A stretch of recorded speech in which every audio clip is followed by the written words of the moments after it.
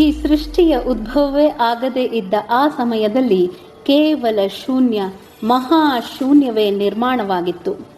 ಆ ಸಂದರ್ಭದಲ್ಲಿ ಶೂನ್ಯದಿಂದ ಆವಿರ್ಭವಿಸಿದವನೇ ಶ್ರೀಮನ್ನಾರಾಯಣ. ಕೆಲವು ಸಮಯದ ನಂತರ ನಾರಾಯಣನ ನಾಭಿಯಿಂದ ಒಂದು ಕಮಲ ಪುಷ್ಪ ಉದ್ಭವಿಸಿತು. ಆ ಪುಷ್ಪದ ಗರ್ಭದಿಂದ ಬ್ರಹ್ಮದೇವರ ಜನನವಾಯಿತು. ಹೀಗೆ ಉದ್ಭವಿಸಿದ ಬ್ರಹ್ಮದೇವನ ದೃಷ್ಟಿ ನಾರಾಯಣನ ಮೇಲೆ ಬೀಳುತ್ತದೆ. ಆನಂತರ ಈ ಇಬ್ಬರಲ್ಲಿ ಮೊದಲು ಆವಿರ್ಭವಿಸಿದವರು ಯಾರು ಎಂಬ ಅಸಮಾಧಾನದ ಚರ್ಚೆ ಆರಂಭವಾಯಿತು. ಎಂದರೆ ಯಾರಿಂದ ಯಾರು ಜನಿಸಿದರು ಎಂಬ ಚರ್ಚೆ ಪ್ರಾರಂಭವಾಯಿತು. ಆ ಸಂದರ್ಭದಲ್ಲಿ ಮಹಾದೇವನು ಅಗ್ನಿಯ ಪ್ರತಿರೂಪವಾದ ಮಹೇಶ್ವರ ಎಂಬ ಹೆಸರಿನಲ್ಲಿ ಲಿಂಗದ ರೂಪದಲ್ಲಿ ಅವರ ಮುಂದೆ ಪ್ರಕಟಗೊಂಡರು. ನಿಮ್ಮಿಬ್ಬರಲ್ಲಿ ಯಾರು ಶ್ರೇಷ್ಠರು ಎಂದು ನಾನು ನಿರ್ಣಯಿಸುತ್ತೇನೆ. ನಿಮ್ಮಿಬ್ಬರಲ್ಲಿ ಯಾರು ಮೊದಲಿಗೆ ಲಿಂಗದ ಅಂತಿಮ ಹಂತವನ್ನು ತಲುಪುತ್ತಾರೋ ಅವರನ್ನು ಶ್ರೇಷ್ಠರೆಂದು ನಿರ್ಣಯಿಸುತ್ತೇನೆ. ಆ ಕ್ಷಣದಿಂದಲೇ ನಾರಾಯಣ ಮತ್ತು ಬ್ರಹ್ಮದೇವ ಇಬ್ಬರೂ ಶಿವಲಿಂಗದ ಆದಿ ಮತ್ತು ಅಂತ್ಯದ ಹುಡುಕಾಟಕ್ಕೆ ತೆರಳಿದರು. ಬ್ರಹ್ಮನು ಅಂತರಿಕ್ಷದ ಕಡೆಗೂ ನಾರಾಯಣನು ಪಾತಾಳದ ಕಡೆಗೂ ಹುಡುಕಾಟ ನಡೆಸಿದರು. ಆದರೆ ಆ ಲಿಂಗದ ಆದಿ ಅಂತ್ಯವನ್ನು ಮಾತ್ರ ಕಾಣಲಾಗಲಿಲ್ಲ. ಇದಕ್ಕೆ ಯಾವುದೇ ಅಂತ್ಯವಿಲ್ಲ. ನಾನೇ ಸರ್ವಶ್ರೇಷ್ಠ ಅನಂತ ಜ್ಞಾನದ ಪ್ರತಿರೂಪವಾಗಿದ್ದೇನೆ.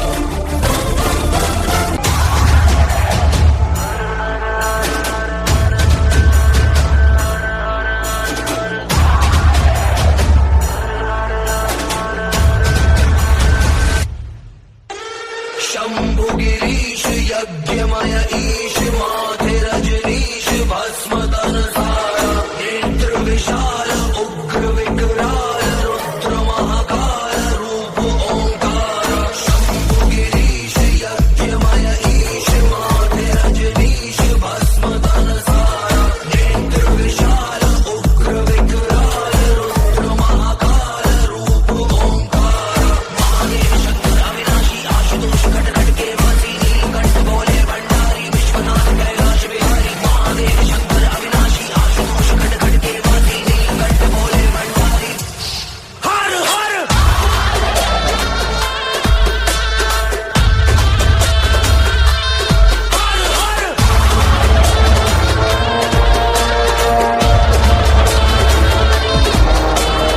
ಪರಮಪಿತ ಬ್ರಹ್ಮದೇವನ ಪುತ್ರ ಮತ್ತು ಸಮಸ್ತ ಪ್ರಜೆಗಳ ಅಧಿಪತಿಯೂ ಆಗಿದ್ದ ದಕ್ಷನ ರಾಣಿ ನಮ್ಮ ಕೊನೆಯ ಪುತ್ರಿಯಾದ ಸತಿಯು ಹಗಲು ರಾತ್ರಿ ಎನ್ನದೆ ಸದಾ ಕಾಲವು ಆ ಮಹಾದೇವನ ಆರಾಧನೆಯಲ್ಲಿಯೇ ಮಗ್ನಳಾಗಿರುತ್ತಾಳೆ ಹಾಗೂ ಆತನನ್ನೇ ತನ್ನ ಪತಿ ಎಂದು ನಿರ್ಧರಿಸಿ ಬಿಟ್ಟಿದ್ದಾಳೆ.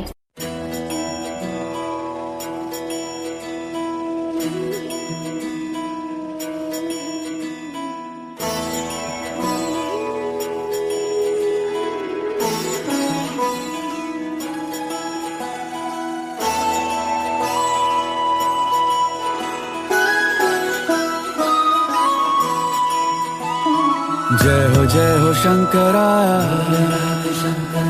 आदिदेव शंकरा तेरे जाप के बिना चले ये सांस किस तरह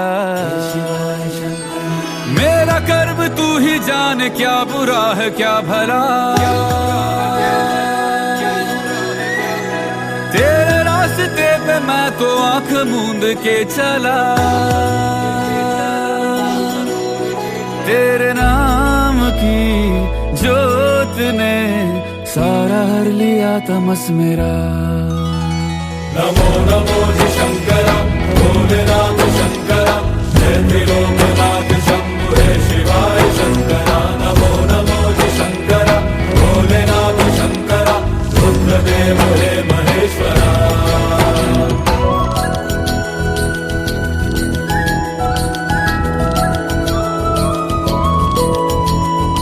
ಇತ್ತ ದಕ್ಷ ಪ್ರಜಾಪತಿ ಮತ್ತು ಪ್ರಸೂತಿಯು ತಮ್ಮ ಕನ್ಯೆಯರ ಭವಿಷ್ಯದ ಬಗೆಗೆ ಚರ್ಚಿಸುತ್ತಿರುವಾಗ ನಾರದ ಮಹರ್ಷಿಗಳು ಅಲ್ಲಿಗೆ ಆಗಮಿಸಿದರು.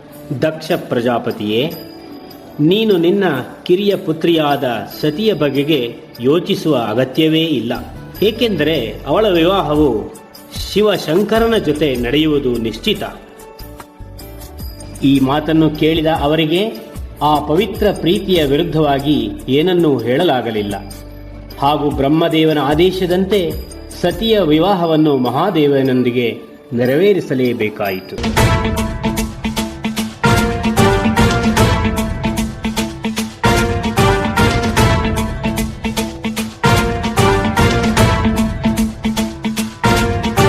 ಜಟಾಟವಿ ಗಲಜ್ಜಲ ಪ್ರವಾಹ ಪಾವಿತಸ್ಥಲೆ ಕಲೇವಲಂಬ್ಯ ಲಂಬಿತಾಂ ಭುಜಂಗ ತುಂಗ ಮಾಲಿಕಾಂತಮಡ್ಡ ಮನ್ನಿನಾದ ವಡ್ಡ ಮರ್ವಯಂ ಚಕಾರ ಚಂಡ ತಾಂಡವಂ ತನೋತು ನ ಶಿವ ಶಿವಂ.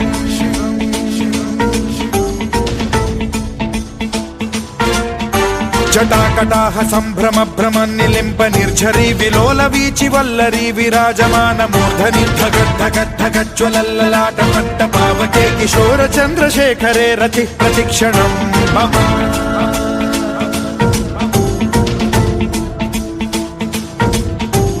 ಅಖರ್ವ ಸರ್ವ ಮಂಗಲಾ ಕಲಾ ಕದಂಬ ಮಂಜರಿ ರಸ ಪ್ರವಾಹ ಮಾಧುರಿ ವಿಜೃಂಭಣಾ ಮಧುವ್ರತಂ ಸ್ಮರಾಂತಕಂ ಪುರಾಂತಕಂ ಭವಾಂತಕಂ ಮಖಾಂತಕಂ ಗಜಾಂತಕಾಂತಕಾಂತಕಂ ತಮಂತಕಾಂತಕಂ ಭಜೆ.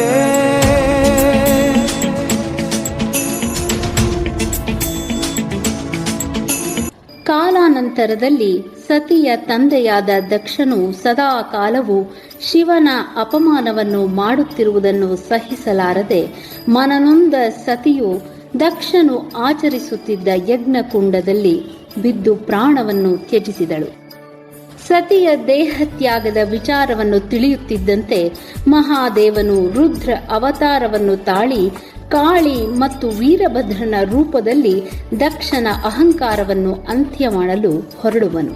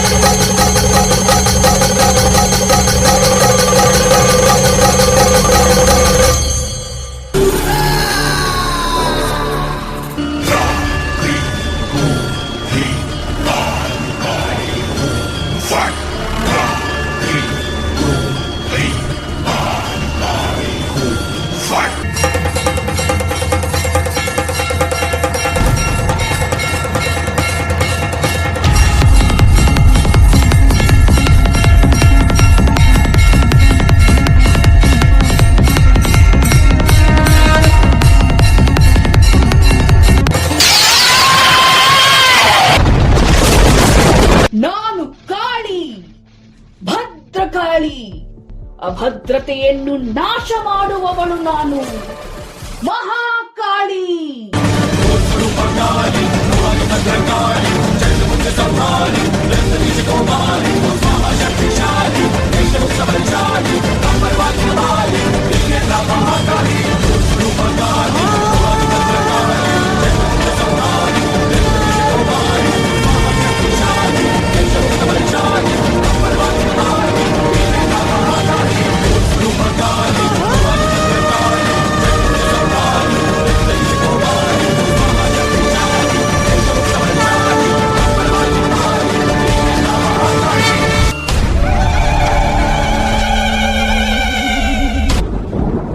ಭದ್ರಕಾಳಿ ಹಾಗೂ ನನ್ನ ಅಂಶದಿಂದ ಜನಿಸಿರುವ ನೀನು ವೀರಭದ್ರ ಎಂಬ ಹೆಸರಿನಿಂದ ಜನಜನಿತನಾಗುವೆ.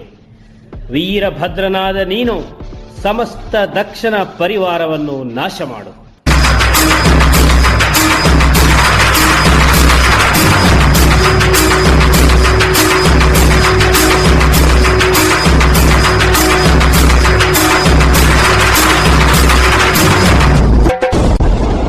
ಹೇ ಭಗವಂತನೇ, ಶಾಂತನಾಗು, ಕೃಪೆ ಮಾಡು. ದಕ್ಷನು ನಡೆಸುತ್ತಿರುವ ಈ ಮಹಾಯಜ್ಞವನ್ನು ಪೂರ್ಣಗೊಳಿಸಲು ಅನುವು ಮಾಡಿಕೊಡು. ಆಗಲಿ, ಆದರೆ ಒಂದು ಷರತ್ತಿನ ಮೇಲೆ ದಕ್ಷನಿಗೆ ಜೀವದಾನವನ್ನು ನೀಡುತ್ತೇನೆ. ಅದೇನೆಂದರೆ, ದಕ್ಷನ ಶಿರದ ಬದಲಿಗೆ ಆಡಿನ ಶಿರವನ್ನು ಜೋಡಿಸುತ್ತೇನೆ. ಧನ್ಯವಾದಗಳು ಮಹಾದೇವ. ತದನಂತರ ಮಹಾದೇವನು ತನ್ನ ಮನಸ್ಸಿಗಾದ ಖೇದವನ್ನು ನಿವಾರಿಸಿಕೊಳ್ಳಲು ಧ್ಯಾನ ಮಾಡಲೆಂದು ಹಿಮಾಲಯಕ್ಕೆ ತೆರಳುತ್ತಾನೆ. ಮಹಾದೇವನು ಧ್ಯಾನಸ್ಥನಾಗಿ ಕುಳಿತಿರುವ ಸಮೀಪದಲ್ಲೇ ಹಿಮವಂತ ಮಹಾರಾಜನ ಅರಮನೆಯೂ ಇತ್ತು. ಆ ಪ್ರದೇಶದಲ್ಲೇ ಸ್ವಲ್ಪ ಸಮಯ ಕಳೆಯುತ್ತಿರುವಾಗ, ದೇವಿ, ನಮ್ಮ ಮಗಳಾದ ಪಾರ್ವತಿಯು ವಿವಾಹಕ್ಕೆ ಯೋಗ್ಯಳಾಗಿದ್ದಾಳಲ್ಲವೇ? ಹೌದು ಸ್ವಾಮಿ, ನಮ್ಮ ಪಾರ್ವತಿಗೆ ಯೋಗ್ಯವಾದ ಒಬ್ಬ ವರನನ್ನು ಹುಡುಕಬೇಕು. ಹೌದು, ನನಗೆ ಅರಿವಿದೆ. ನಮ್ಮ ಮಗಳಿಗೆ ಶಿವನ ಹೊರತಾಗಿ ಬೇರೆ ಯಾವ ವರನೂ ಯೋಗ್ಯನಲ್ಲ ಮೇನಕಾ.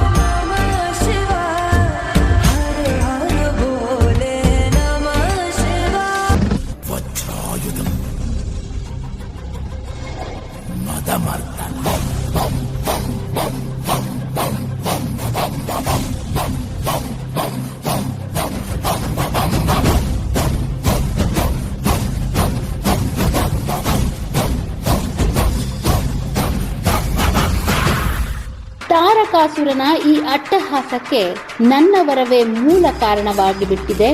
ಈ ಸಮಸ್ಯೆಗೆ ಇರುವುದೊಂದೇ ಪರಿಹಾರ. ಶಿವ ಪಾರ್ವತಿಯರ ಕಲ್ಯಾಣವು ವಿಧಿಲಿಖಿತವಾಗಿರುವುದರಿಂದ ಅವರ ಅಂಶದಿಂದ ಜನಿಸಿದ ಪುತ್ರನಿಂದಲೇ ತಾರಕಾಸುರನ ಸಂಹಾರ ನಿಶ್ಚಿತ ಎಂದರು. ಪರವಶನಾಗಿರುವೆ ಪರಶಿವನೇ, ಹರಹರ ಬಾರಯ್ಯ ಮನೆಗೆ. ಮೊಳಗಿತು ಶಂಖನಾದ, ಅರಳಿತು ಹೊಸ ಬೆಳಕು, ಧರೆಗಿಳಿಯಿತು ದೇವಗಳ.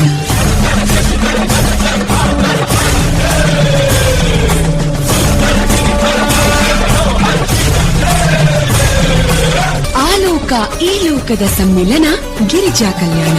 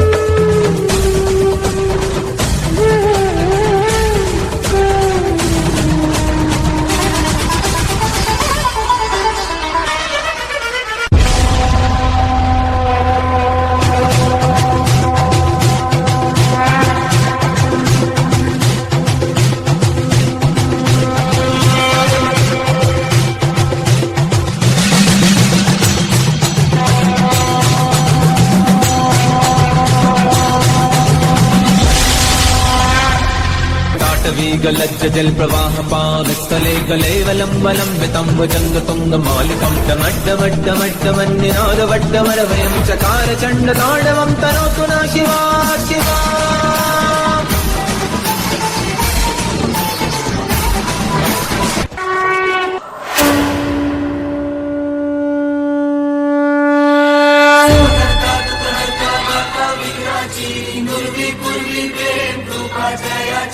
सर्वांगी सुंदर उदिशेंदुराची कंठी सारखे मार मुक्ता फळांची जय देव जय देव जय देव जय देव जय मंगल मूर्ती हो श्री मंगल मूर्ती दर्शन मात्रे मन कामना पूर्ती जय देव जय देव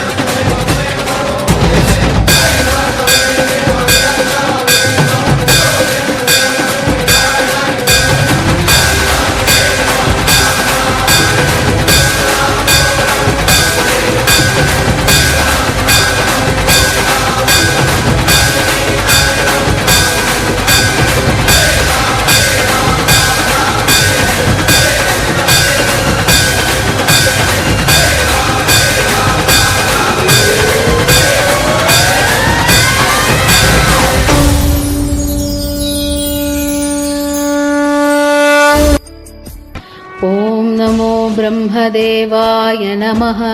ಓಂ ನಮೋ ಬ್ರಹ್ಮದೇವಾಯ ನಮಃ.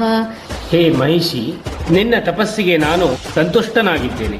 ನಿನ್ನ ಮನಸ್ಸಿಗೆ ಬೇಕಾದ ವರವನ್ನು ಬೇಡು. ಹೇ ಬ್ರಹ್ಮದೇವ, ನನಗೆ ಅಮರತ್ವದ ವರವನ್ನು ದಯಪಾಲಿಸು. ಜನನ ಮತ್ತು ಮರಣಗಳು ಪ್ರಕೃತಿಯ ನಿಯಮ. ಇದನ್ನು ತಡೆಯುವುದು ಯಾರಿಂದಲೂ ಅಸಂಭವ. ಯಾರು ಈ ಲೋಕದಲ್ಲಿ ಜನ್ಮ ತಾಳುತ್ತಾರೋ ಅವರ ಮೃತ್ಯು ನಿಶ್ಚಿತ. ಇದನ್ನು ಬಿಟ್ಟು ಬೇರೆಯ ವರವನ್ನು ಬೇಡು. ಆಗಲಿ, ಆದರೆ ನಾನು ಅನ್ಯ ವರವನ್ನು ಬೇಡಿದಾಗ ವಿರೋಧಿಸದೆ ದಯಪಾಲಿಸಬೇಕು. ನಿನ್ನ ಮಾತಿನಂತೆಯೇ ಆಗಲಿ. ಬ್ರಹ್ಮದೇವ, ಹರಿಹರರ ಸಮಾಗಮದಿಂದ ಹುಟ್ಟುವ ಮಗನಿಂದ ನನ್ನ ಸಂಹಾರವಾಗಲಿ. ತಥಾಸ್ತು. ತಥಾಸ್ತು. ಬ್ರಹ್ಮದೇವ, ದಾನವರನ್ನು ಬುದ್ಧಿಹೀನರು ಎಂದು ತಿಳಿದೆಯಾ? ಹರಿ ಮತ್ತು ಹರ ಇಬ್ಬರೂ ಪುರುಷರೇ. ಇವರಿಬ್ಬರ ಸಮಾಗಮದಿಂದ ಮಗುವಿನ ಉತ್ಪತ್ತಿಯಾಗುವುದಾದರೂ ಹೇಗೆ? ಇನ್ನು ನನ್ನ ಸಂಹಾರ ಹೇಗೆ ಸಾಧ್ಯ? ನನ್ನನ್ನು ಯಾರೂ ಸಂಹರಿಸಲಾರರು, ಯಾರೂ ನನ್ನನ್ನು ಸಂಹರಿಸಲಾರರು.